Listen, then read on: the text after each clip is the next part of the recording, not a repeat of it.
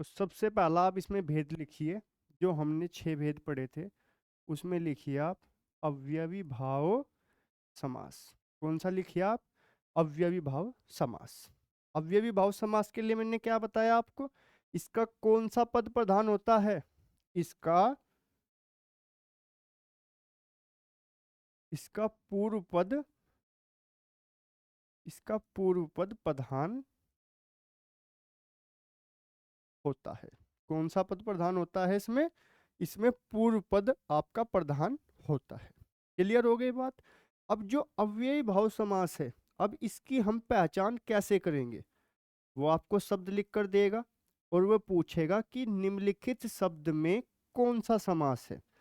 तो इन सभी की हमें पहचान के लिए छोटे छोटे हमें नोट देखने पड़ेंगे, जिसमें हम इसकी सबसे पहले पहचान देखेंगे। सबसे पहला पॉइंट देखेंगे हम इसमें कि यथा वाले, क्या लिखिए आप? यथा वाले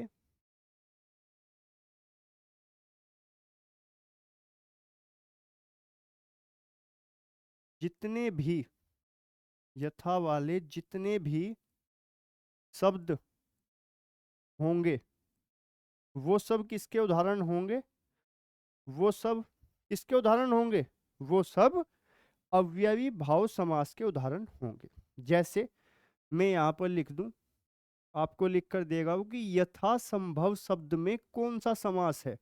तो आपके दिमाग में एकदम क्या आएगा कि भैया ने बताया था यथा वाले जितने भी शब्द होंगे सब किस में जाएंगे? सब आपका अव्ययी भाव समास में जाएंगे। इसके बाद जैसे वो आपको दे देगा यथानुसार, तो यथानुसार में कौन सा समास है? अव्ययी भाव समास। अगला दे देगा वो आपको जैसे यथाशक्ति, तो यथाशक्ति में कौन सा समास है? यथाशक्ति में आपका समास कौन सा होगा? आप कहेंगे अव्ययी भाव समास। दूसरा पॉइंट लिखिए कि जब कभी, जब कभी भी आपको एक जैसे, एक जैसे शब्द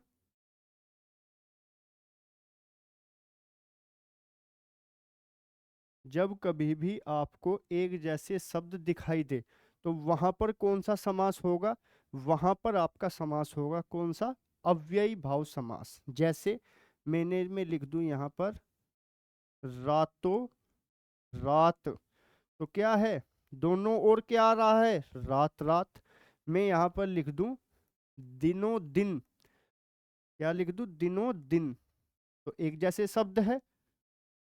इसके बाद यहां पर मैं लिख दूं क्या?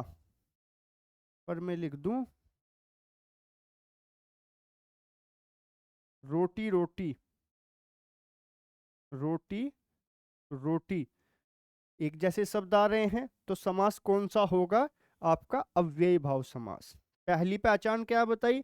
जब कभी भी आपको यथा वाला कोई भी, जिस भी शब्द में यथा लग रहा है, आप आंख मीच कर क्या लगा देंगे? अव्ययी भाव समास। यदि कभी भी कोई आपको दो एक जैसे शब्द दिखाई दे, जैसे रात रात आपके सामने लिखा जाए, दिन दिन, रोटी रोटी, खाना खाना, आपके सामने दो एक जैसे शब्द दिखाई दे आपको, तो समास आप कौन सा लगाएंगे? आप लगाएंगे अव्ययी भाव समास।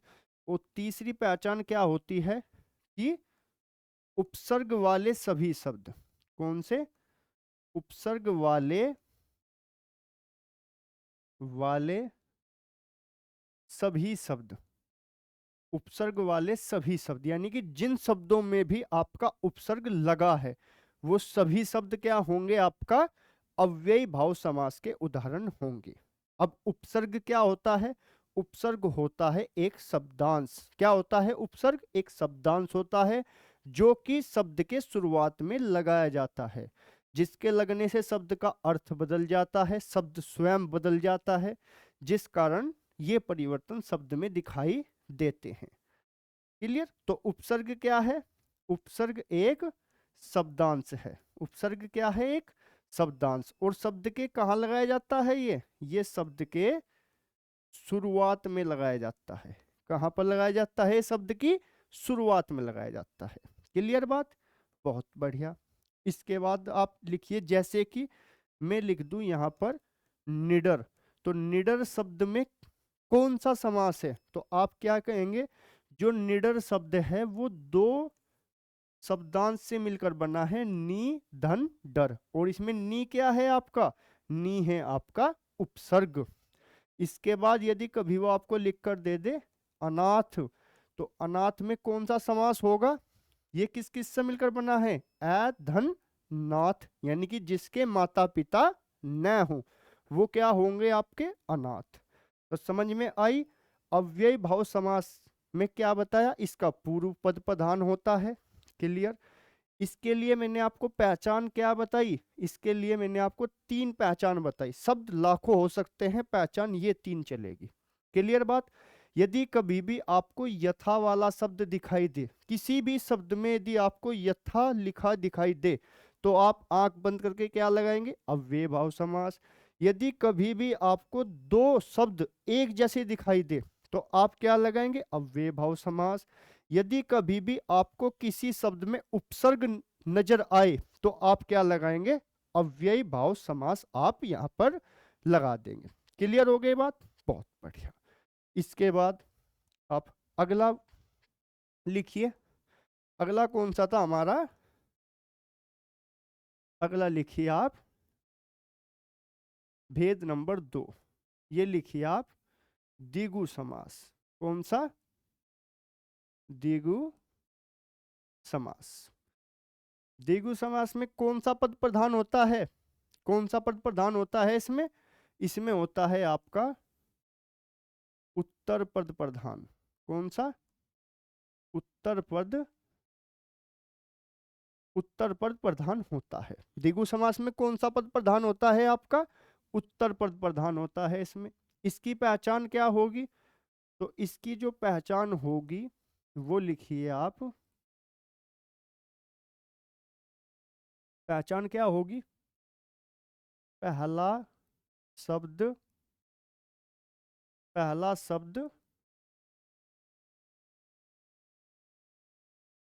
संख्यावाची होगा।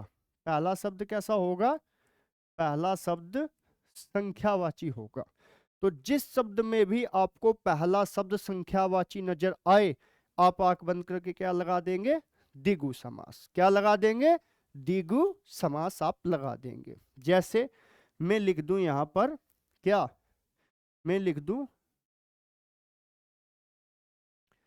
मैंने लिख दिया ये त्रिनेत्र। वो त्रिनेत्र किस किस से मिलकर बना है? आप कहोगे त्रिनेत्र मिलकर बना है, यानी कि जिसके 3 नेत्र हो, यानी कि 3 आंखों वाला। यानी कौन? शिव। तो इसमें शुरुआत का शब्द कैसा आ रहा है? संख्यावाची। तो आप क्या कहेंगे? समास कौन सा है इसमें? द्विगु समास।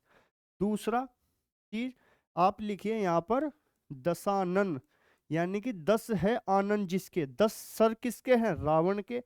तो यहां पर शुरुआत में संख्यावाची शब्द आ रहा है, यानी कि 10। तो आप क्या लिखेंगे यहां पर? द्विगु समास। जैसे और क्या हो सकता है? जैसे द्विगु ही कह दे वो, कि द्विगु में कौन सा समास है? तो द्विगु का अर्थ क्या होता है? दो गायों, दो गायों का समूह। तो शुरुआत का शब्द कैसा आ रहा है? आप कहेंगे संख्यावाची। अगर शुरुआत का शब्द संख्यावाची आए, तो आप क्या कहेंगे? समास कौन सा होगा? समास होगा हमारा द्विगु समास। इसके बाद और क्या लिख सकते हैं? जैसे कि दुगना लिख सकते हैं हम, और कुछ भी लिख सकते हैं। यानी कि पहचान क्या बताई? यदि कभी भी आपको पहला शब्द संख्यावाची दिखाई दे, तो आप क्या कहेंगे? आप कहेंगे कि समास कौन सा होगा? द्विगु समास होगा। जैसे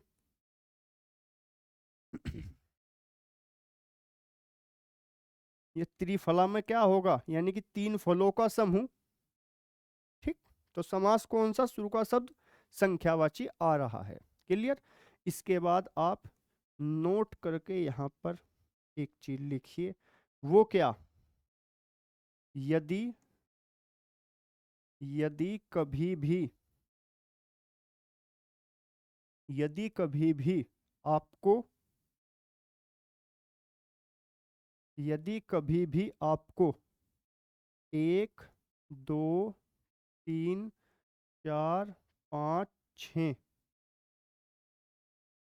क्या 1 2 3 4 5 6 7 8 9 10 ये संख्या आपको कभी भी दिखाई दे तो आपका जो समास होगा वो क्या होगा, वो होगा आपका द्विगु समास। यानी कि और क्या और कुछ भी दिखाई दे सकती है, बिल्कुल 1 से 9 तक तो आपको लगातार संख्या यदि कभी भी कोई दिखाई दे तो समास क्या बताएंगे आप, द्विगु समास।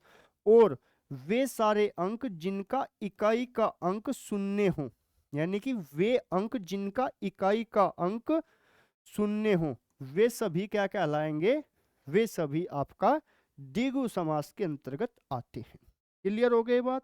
द्विगु समास की पहचान क्या बताई मैंने आपको, पहला पद संख्यावाची होगा। नोट करके मैंने आपको क्या लिखाया कि 1 से 9 तक यदि कोई भी आपको संख्या दे, जैसे कि सपोज कीजिए आप कि आपको दे दिया 9 कि 9 में कौन सा समास है, तो आप क्या कहेंगे 9 में आपका द्विगु समास है। यदि और 1 से 9 तक तो लगातार और कभी भी आपको कोई ऐसी संख्या दिखाई दे जिसका इकाई का अंक शून्य हो तो वे सभी संख्या क्या होगी आपका, वे सभी संख्या आपका द्विगु समास के अंतर्गत आएंगी।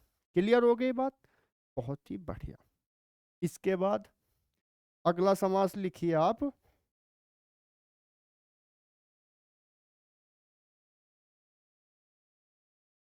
अगला समास लिखिए आप, ये क्रमधारीय समास। कौन सा, ये लिखिए आप क्रमधारीय समास।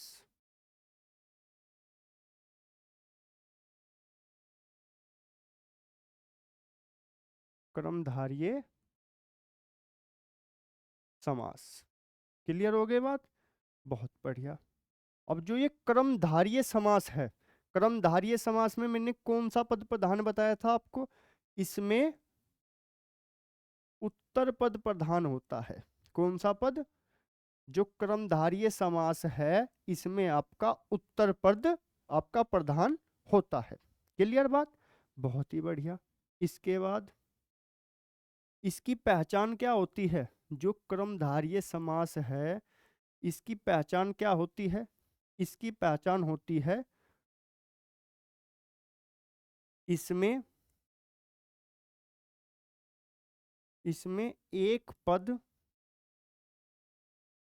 इसमें एक पद विशेष्य व एक पद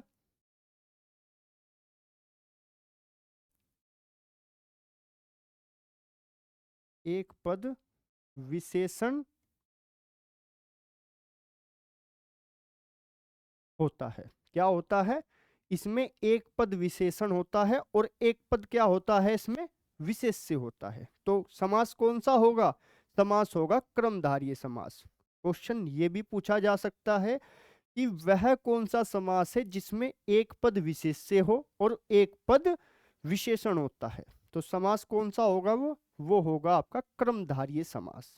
क्लियर बात, बहुत बढ़िया। अब आपके दिमाग में बात आएगी कि भैया ये विशेष्य क्या होता है और ये विशेषण क्या होता है। तो विशेष्य क्या होता है, विशेष्य वो होता है जिसकी,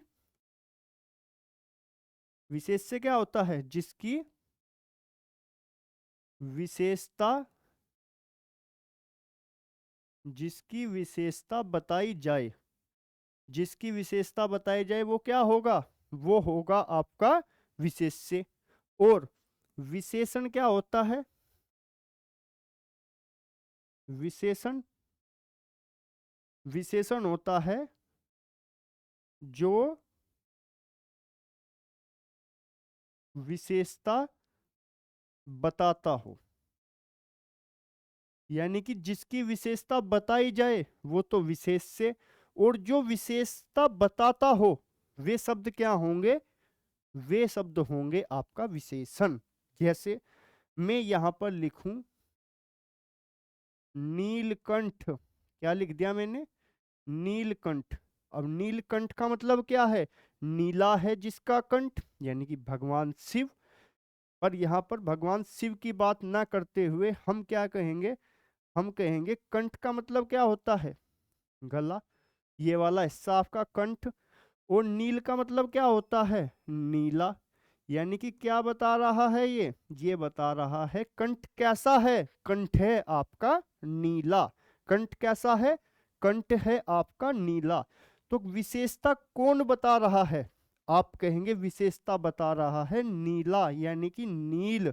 और जो विशेषता बताता है वो क्या होता है, वो होता है आपका विशेषण। वो क्या होता है, विशेषण। और विशेषता बताई किसकी जा रही है, तो आप क्या कहेंगे, विशेषता बताई जा रही है आपका कंठ की। किसकी विशेषता बताई जा रही है, कंठ की। तो कंठ क्या हो जाएगा इसमें, तो कंठ हो जाएगा इसमें विशेष्य। कंठ क्या हो जाएगा इसमें, विशेष्य हो जाएगा। क्लियर। जैसे कि एक शब्द में और लिख दूं, मैंने लिख दिया यहाँ पर चरण कमल। क्या लिख दिया मैंने यहाँ पर लिख दिया चरण कमल। तो चरण कैसे हैं, तो चरण है कमल के समान। तो विशेषता कौन बता रहा है, चरण किसके जैसे हैं, चरण कमल के जैसे हैं। तो कमल क्या बता रहा है, विशेषता। तो जो विशेषता बताते हैं वो क्या होते हैं, विशेषण। और विशेषता बताई किसकी जा रही है, यानी कि कमल के समान क्या है, तो आप कहेंगे कमल के समान है आपका, ये है आपका चरण। तो चरण क्या हो गया इसमें, विशेष्य हो जाता है। उम्मीद कर सकता हूं कि समझ में आया होगा विशेषण क्या होता है और विशेष्य क्या होता है। दोबारा से हम रिपीट करते हैं। जो कर्मधारय समास है, भाई कर्मधारय समास का कौन सा पद प्रधान होता है, आप कहेंगे कर्मधारय समास का उत्तर पद प्रधान होता है। क्लियर बात। इसके बाद इसकी पहचान मैंने आपसे क्या बताई, कि इसमें से एक, जो एक पद होता है वो तो विशेष से होता है, और एक पद क्या होता है इसमें, विशेषण होता है। विशेष से क्या होता है, जिसकी विशेषता बताई जाए, और विशेषण क्या होता है, जो विशेषता बताता हो। क्लियर बात हो गई होगी। नीलकंठ में विशेषण नील, यानी कि नीला है कंठ, तो कंठ की विशेषता बताई जा रही है, तो कंठ क्या है इसमें विशेष से। क्लियर। इसके एग्जाम्पल क्या लिख सकते हैं हम, जैसे कि यहीं पर मैं लिखूं इसके एग्जाम्पल, मैंने लिख दिया यहाँ पर पीतांबर। क्या लिख दिया मैंने, लिख दिया पीतांबर। अब पीत का मतलब क्या होता है, पीत का मतलब होता है पीला। और अंबर का मतलब क्या होता है, अंबर का मतलब होता है वस्त्र। तो वस्त्र कैसे हैं, वस्त्र पीले हैं। वस्त्र कैसे हैं, वस्त्र पीले हैं। तो इसमें से जो आपका विशेषण है वो क्या होगा, वो होगा आपका पीत। यानी कि विशेषता कौन बता रहा है, विशेषण। यानी कि वस्त्र कैसे हैं, पीले। वो विशेषता किसकी बताई जा रही है, आप कहेंगे अंबर, यानी कि वस्त्र की विशेषता बताई जा रही है। तो इसमें अंबर क्या होगा, आपका विशेष्य होगा। क्लियर हो गई बात, बहुत ही बढ़िया। इसके बाद कुछ और एग्जाम्पल आप इसके बताइए, जैसा कि नीलकमल। कैसा, नीलकमल। तो कमल कैसे हैं, कमल है नीले। तो इसमें विशेष्य क्या है, विशेष्य है इसमें कमल। और नील क्या है इसमें, नील है इसमें विशेषण, क्योंकि कमल कैसे हैं, कमल है आपके नीले। बात समझ में आई। एक शब्द विशेषण और एक शब्द क्या होगा इसमें, एक शब्द होगा इसमें विशेष्य। क्लियर हो गई बात, बहुत ही बढ़िया। इसके बाद अगर हम थोड़ा डीप चले इसमें, यदि हम क्रमधार्य को थोड़ा अच्छे से और सीखें, तो क्रमधार्य के 4 भेद होते हैं। जो हमारा क्रमधार्य होता है, जो हमारा क्रमधार्य होता है उसके भेद कितने होते हैं, क्रमधार्य के हमारा 4 भेद होते हैं। कितने भेद होते हैं, कर्मधारय के हमारा 4 भेद होते हैं। 4 भेद में कौन कौन से होते हैं? सबसे पहला होता है इसमें विशेषणों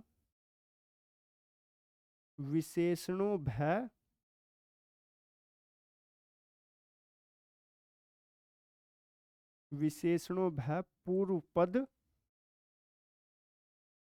पद क्रमधारय समास।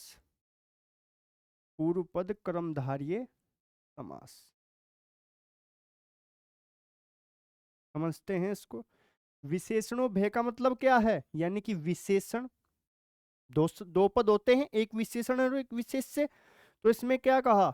जो विशेषण पद होगा वो पूर्व में मौजूद होगा। यानी कि वो कहां पर मौजूद होगा? पूर्व का मतलब क्या बताया था मैंने आपको? पहला।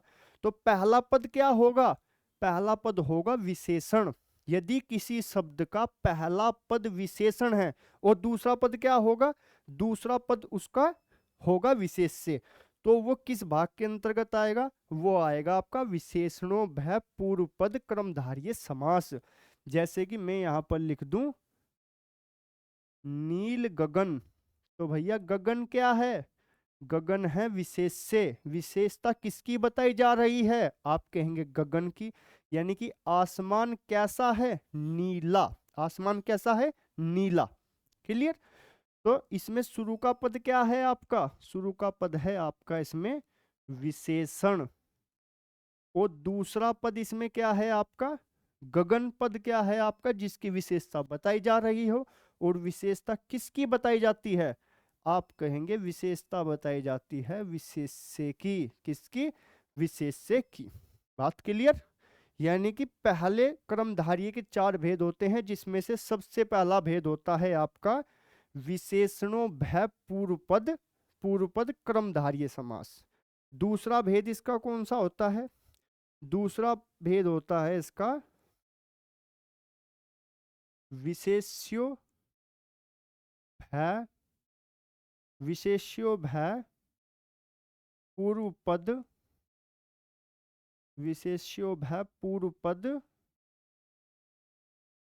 पद क्रमधारय समास। कौन सा? विशेष्यो भय पूर्व पद क्रमधारय समास। इसमें क्या होगा? इसमें जो आपका विशेष्य होगा वो कहां पर होगा? वो शुरुआत में होगा, और जो विशेषण होगा वो आपका बाद में होगा। क्योंकि अलग से लिखने से कोई लाभ नहीं, क्योंकि यहां पर स्वयं ये बता रहा है। यानी कि विशेष्य कहां पर होगा? विशेष्य पूर्व में मौजूद होगा, यानी कि पहले, और बाद में क्या होगा? बाद में आपका विशेषण होगा। जैसे कि मैं यहां पर लिख दिया मैंने चरण कमल। तो जो चरण कमल है वो कर्मधारय समास तो है, पर कर्मधारय समास के अंतर भी, यानी कि उसके अंदर भी ये किस भेद में आता है? तो चरण क्या है आपका? चरण है आपका विशेष्य, क्योंकि चरण की विशेषता बताई जा रही है। चरण कैसे हैं? कमल के समान। और कमल क्या है आपका? ये है आपका विशेषण। ये क्या है आपका? विशेषण। तो शुरुआत में क्या आया? विशेष्य, और बाद में क्या आया? विशेषण। किस भेद के अंतर्गत? विशेष्यो भय पूर्व पद क्रमधारय समास। क्लियर? बहुत बढ़िया। इसके बाद आप इसका तीसरा भेद अब लिखिए। कौन सा भेद? इसका आप तीसरा भेद लिखिए। कौन सा भेद लिखिए? आप इसका तीसरा भेद लिखिए। इसमें आप थोड़ा सा करेक्शन कीजिए। ये होता है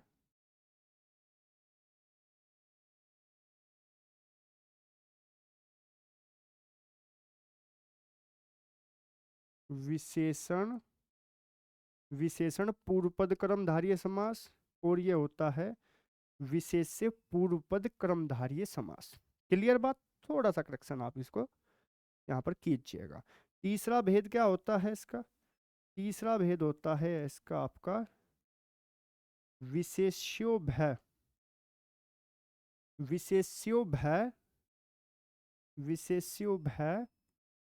ये कर्मधारय समास। विशेष्यो भय कर्मधारय समास।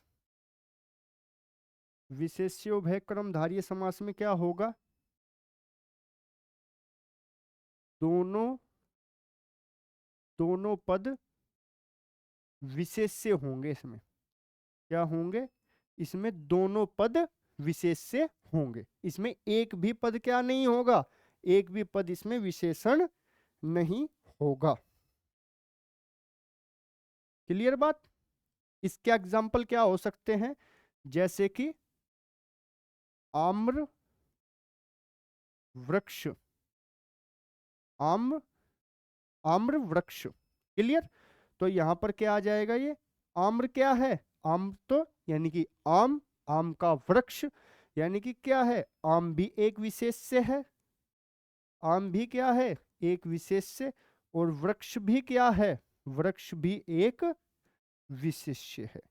यानी कि यदि कभी भी आपको दोनों पद विशेष्य दिखाई दे तो आप क्या कहेंगे? आप कहेंगे उसमें होगा आपका विशेष्योभय क्रमधारय समास।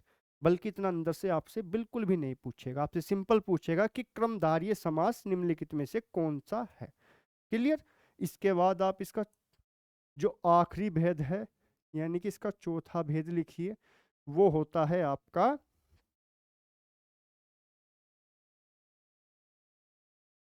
विशेषणों भय, विशेषणों भय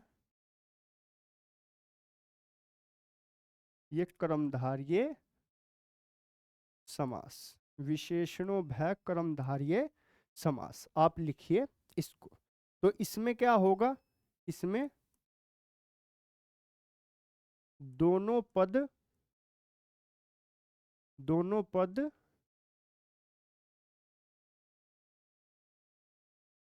विशेषण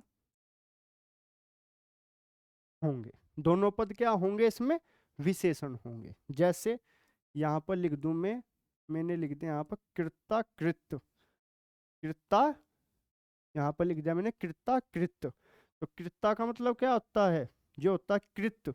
ये किन दो शब्दों से मिलकर बना है? ये बना है कृत प्लस अकृत। क्लियर? और कृत का मतलब क्या होता है? ये होता है किया हुआ, ये होता है किया। और अकृत का मतलब क्या होता है? ये होता है बेकिया। ठीक है? तो ये किसका उदाहरण होगा? ये होगा आपका विशेष्योभय क्रमधारय, विशेषणोभय क्रमधारय समास। क्लियर?